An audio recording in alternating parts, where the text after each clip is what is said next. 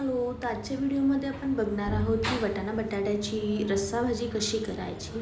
तर इथे मी कुकरमध्ये घेतलेलं आहे तेल, जिरं, ओवा, हिंग,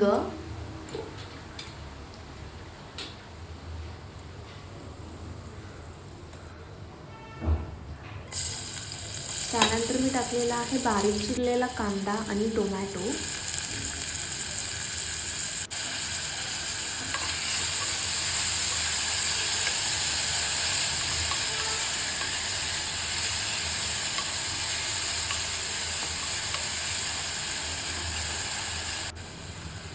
आता आपण यामध्ये टाकणार आहे आलं लसूण पेस्ट,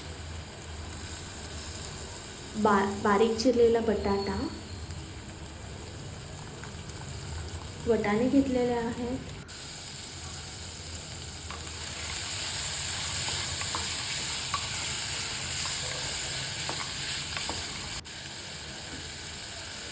आता इथे मी घेतलेली आहे हळद, कांदा लसूण मसाला, थोडीशी साखर चवीनुसार, मीठ टाकलेलं आहे,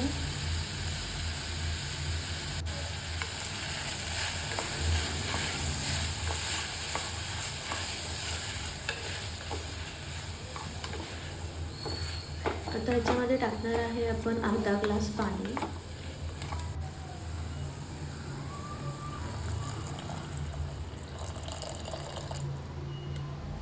वरून टाकलेला आहे दाण्याचा कूट आणि मस्तपैकी 2 शिट्ट्या घेणार आहे आणि गॅस बंद करणार आहे.